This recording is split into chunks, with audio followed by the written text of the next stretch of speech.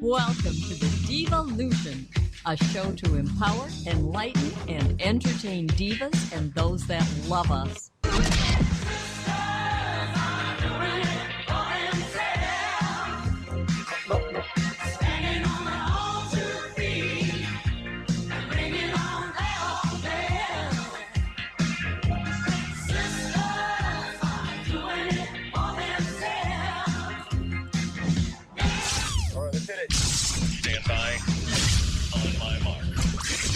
And here's your host, Deb St.Hilaire.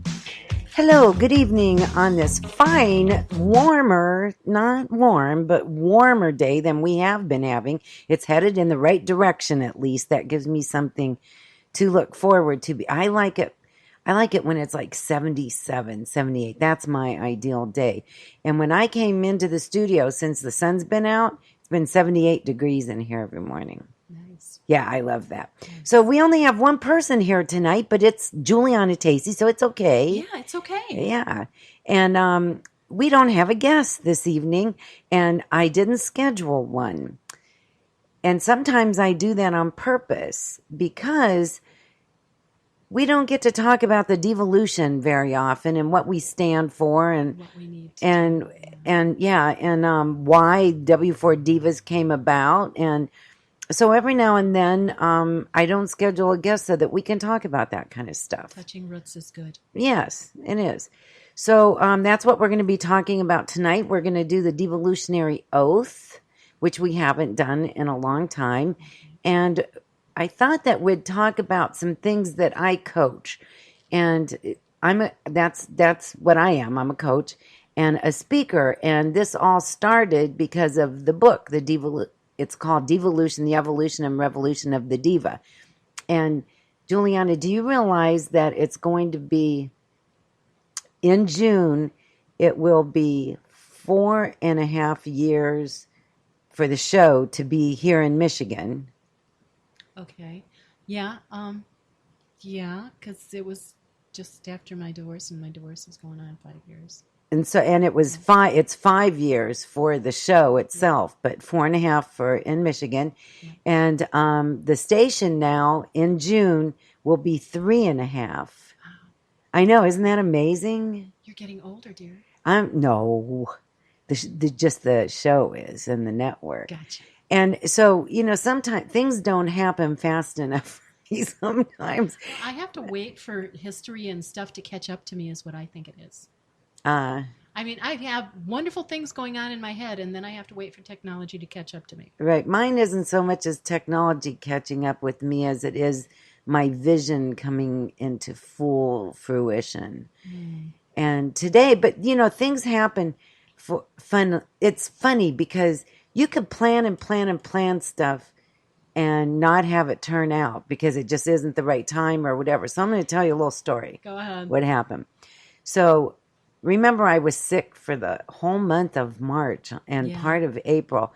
And it's the time that I usually plan Diva Day and blah, blah, blah, blah, blah. And it pains me to cancel that. But there was, at the end of that sickness, I was so far behind in billing and everything. I mean, there's nobody to do my job if I'm not here. So I was so far behind. And in the midst of that, I had several people tell me that I needed to meet this woman. And I'm not going to say her name because it'll be a surprise later when you find out who it is. And so I called her. And we arranged a meeting, and the day that meeting was supposed to happen, I had 2 articles that were due and a show to produce. And I was so stressed out, and that's how I got sick to begin with. And I promised myself I would stop doing it to me. And so I called her and I said, "Hey, I'm really sorry, but I'm not going to be able to make it down there today." If it would have been here local, it would have been different, but it was a whole hour away. Yeah. And so I couldn't do it. And she goes, "Oh, that's okay." And I could tell she was disappointed. And so in the last 3 or 4 days, I've been thinking, "Oh, I should call her." But she probably thinks I'm some kind of flake because I canceled that meeting. And I say, but I should call her. Because I read her posts on Facebook and she really resonates well with everything that we're doing. And she does different things, but it goes right along with what we're doing here, which we're going to talk about in a little bit. And but I have not called her again, just because I thought, oh, she's going to think I'm really a flake. So anyway, today at noon was Dr. Julia Deer's show, The Passionate Pundit, and she walked in with this woman, and she introduced me to her, and it was her. Wow. So she stayed for the show, which was from noon to 1. She left here about 4 o'clock. Staying because it was nice. And we had some good long talks, and she's going to do a show on the network. Nice. And it's a well-needed one. I mean, she's going to talk about things that need to be that all of us need to hear and think about. And so let's so isn't that funny? We could have planned and planned and planned. It never would have turned out that either one of us had that much time. Happens to me all the time. Those happy accidents, they just come. And I don't know, I think maybe just the alignment of the planets or weird things like that. Well, it's a law of attraction. Yeah. It's the way things are. Everything happens when it's supposed to happen. There you go. And even though we do try to control certain things, there's not really a whole lot of things we really can control. Yeah. Other than our inner thoughts and emotions and eating habits and stuff like that, which is a whole subject for a whole nother show. Yeah.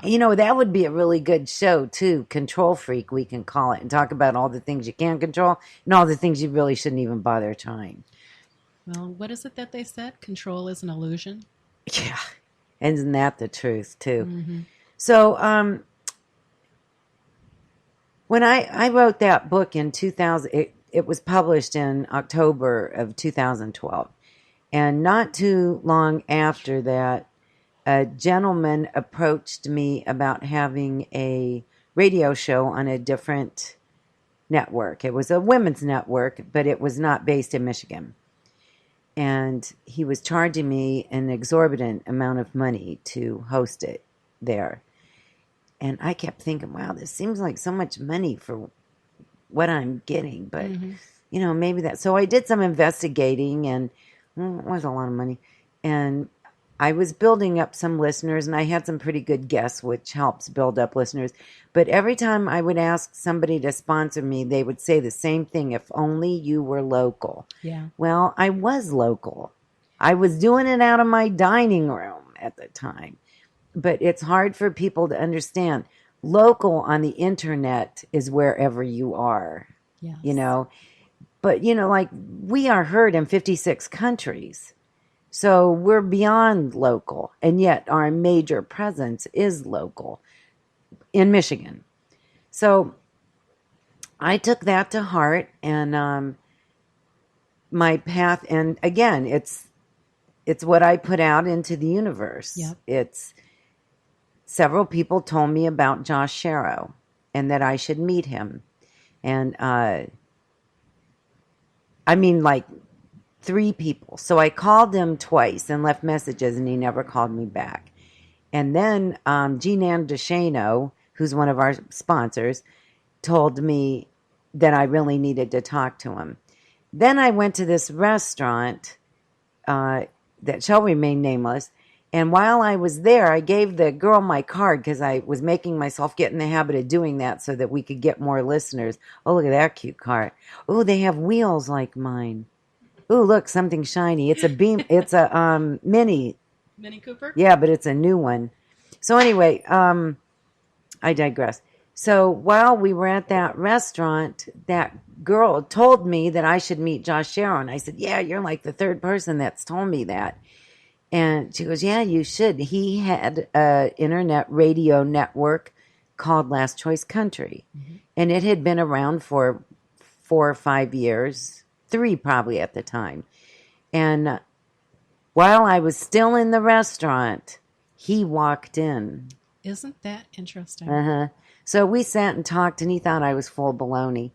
And so I went and we made arrangements to meet again, and he thought I was just a little crazy. Yeah. Knowing Josh, he probably told you so. Yeah, times. He did. Yeah. And afterwards, he told me what he thought of me in the beginning, and it wasn't very good. But we got really close, like brother sister close, and he helped me with a lot of things, and I could never have done this without him at all.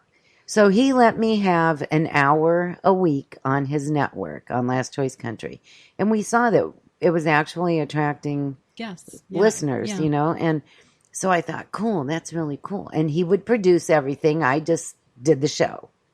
He was a big guy in real life, hon. Yes, he was. And he still is. So, so then I kept telling him what I wanted to do, and he kept saying, there's no way you can do that. There's no way you can do that. And one day, he and I were doing our morning show together, and I said again, Josh, this is what I really want to do. We have to figure out a way for me to do it, because can I do it here? Can we just rig some blah, blah, blah, blah, blah, because we were at his radio station. And he goes, well, you need some money. I didn't have any money at the time.